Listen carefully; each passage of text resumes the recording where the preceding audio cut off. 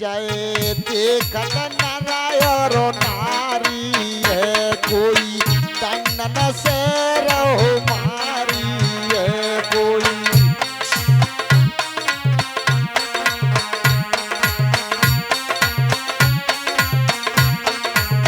आज अंगुलीमाल बढ़ गया धीरे धीरे और नंगर के लोग देख लेते हैं, जो पहचान लेते हैं वो तो कहते हैं ये वही अंगुलीमाल है जिसने जंगल में हजारों लोगों को कत्ल कर दिया। और कोई कोई तो व्यक्ति जाकर के ईंट पत्थर मार देता है और लेकिन गुस्सा नहीं आती है भीख मांगने के लिए।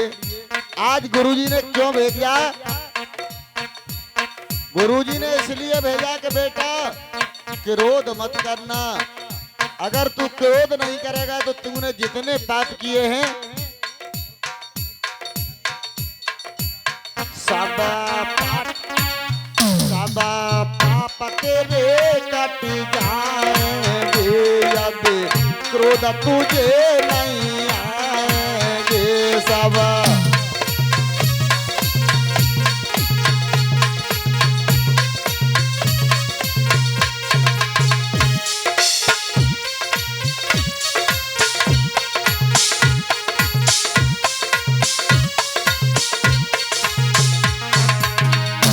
आजो कोई डाकू देखो जाए रहो है घर घर दिया भीख को दाए रहो है। आजो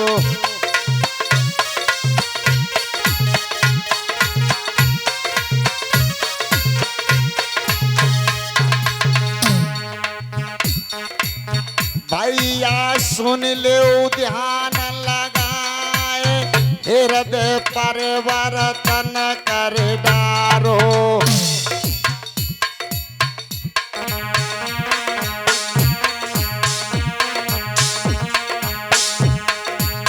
ऐसे गुरु बर मिल गए आज, अरे अंगुलीमाल तारे दो जग में।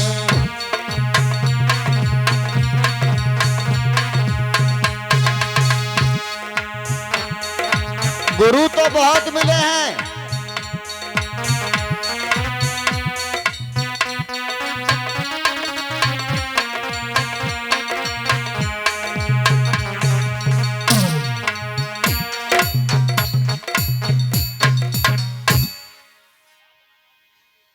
गुरु तो बहुत मिले हैं। आप लोगों ने और गुरुओं के नाम सुने होंगे और हम आपको बताते हैं कैसे कैसे गुरु रहे हैं। मणिभद्र तो एक अलग ही टाइप के थे और इस दुनिया में कैसे कैसे गुरु रहे हैं, जिन लोगों ने कितनी घटियाई करी है अपने चेलाओं के साथ में। आइए इधर अंगुलीमाल भीख मांग रहा है नंगर में, लोग लकड़ी मार रहे हैं, ईंट पत्थर मार रहे हैं, लेकिन गुस्सा नहीं कर रहा है। हाथ जोड़ के कह देता है भैया मारो ना। भैया अंगुल डाकू जिसकी तलवार कांपती थी और पूरा नंगर कांपता था जब तलवार उठती थी, और आज वही हाथ जोड़ के कहता है भैया मारो ना हमें, है ना। खून खराबा कर दिया है लोगों ने और लेकिन कुछ नहीं बोला है, घर घर जाकर के भीख मांग रहा है। तो चेला का साथी गुरु नहीं और हमने जगह ऐसा देखा है, अरे शूद्र शिष्य के साथ सदा गुरुओं ने कर दो धोखा है।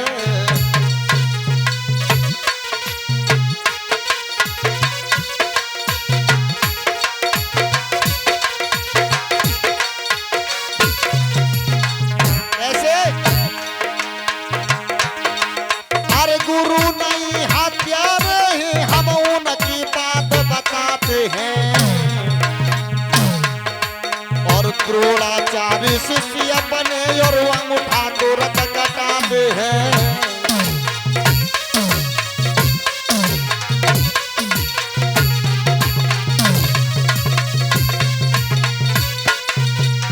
एक गुरु द्रोणाचार्य हुए थे जिन्होंने एकलव्य का अंगूठा कटवा लिया था।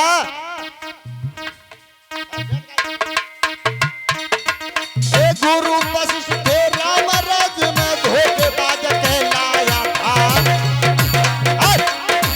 और जंगल में शंभु करिश का वो सब पद करवाया था।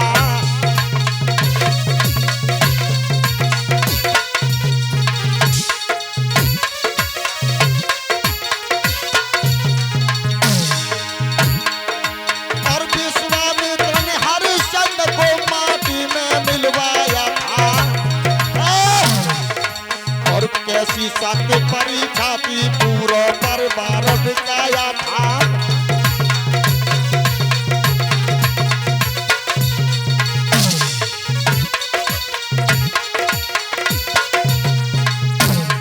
और एक मनवादर गुरुवर मेरे हत्यारे जय बना दिया। और षड्यंत्र रचा मेरे मार्ग में भाद्री ने वो करा दिया।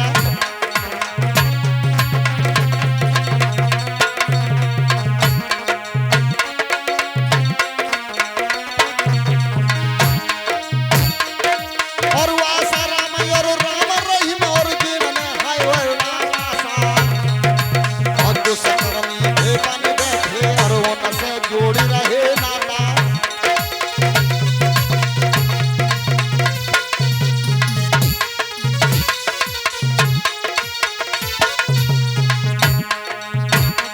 भैया भी कमांगे रहो नंगर में जगिए सी दूर करिए। भैया भी कमांगे रहो नंगर में जिए सो।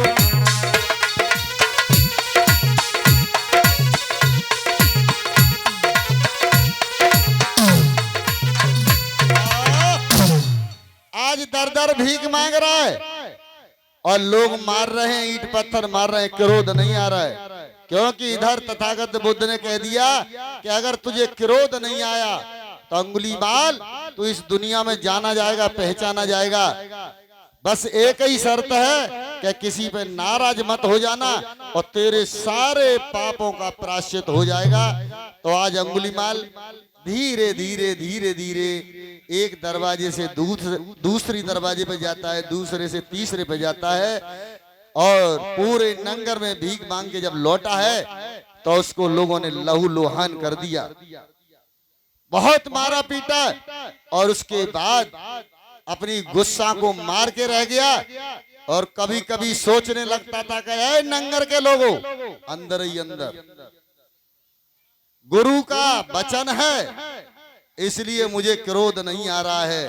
नहीं तो किसी की ताकत थी, किसी की ताकत नहीं थी कि मेरे ऊपर कोई लाठी चला लेता और हाथ चला लेता।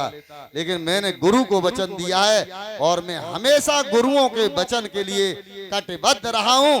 और आज अंगुलीमाल धीरे से जाकर के तथागत बुद्ध के चरणों में पहुंच जाते हैं। बोलिए तथागत बुद्ध की। और इसी बीच में श्रद्धेय सर्वेश कुमार वाल्मीकि जी 100 रुपए से सम्मानित कर रहे हैं। भैया के लिए जोरदार ताली बजाओ।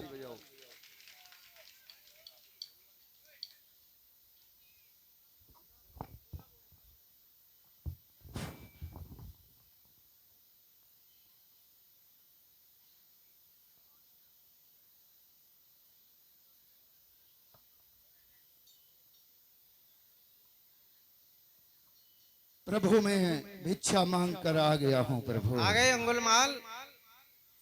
जी लोगों ने प्रभु। तुम्हारे साथ कैसा व्यवहार किया? ये खून खच्चर तुम्हारा पूरा शरीर लोहू लुहान क्यों हो गया? प्रभु जब मैं भिक्षा के लिए निकला, किसी ने मुझे भिक्षा दी, किसी ने मुझे भिक्षा नहीं दी। किसी ने भिक्षा के रूप में रुपया पैसा दिया, किसी ने अनाज दिया, किसी ने मिट्टी ढेले मेरे पात्र में डाले, वो पात्र भी सारा भरा हुआ है। मुझे ईंट पत्थर लोगों ने मारे। ये जो मैं लहू लुहान दिखाई दे रहा हूँ वो ईंट पत्थरों की वजह से लहू लुहान हो गया हूँ। किसी ने भिक्षा दी है और किसी ने नहीं दी है। क्या तुमको क्रोध नहीं आया ये सब व्यवहार होने के बाद? नहीं प्रभु, आपने कहा था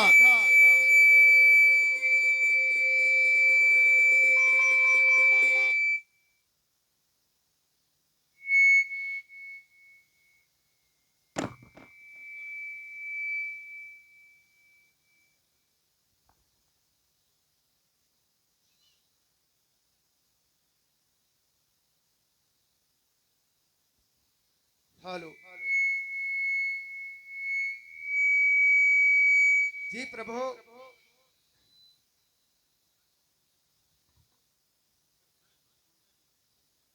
लोगों ने मुझे ईंट पत्थर मारे, मुझे लहू लोहन कर दिया, शरीर को पीड़ा हुई, लेकिन मेरे मन को बड़ी शांति मिली है प्रभु।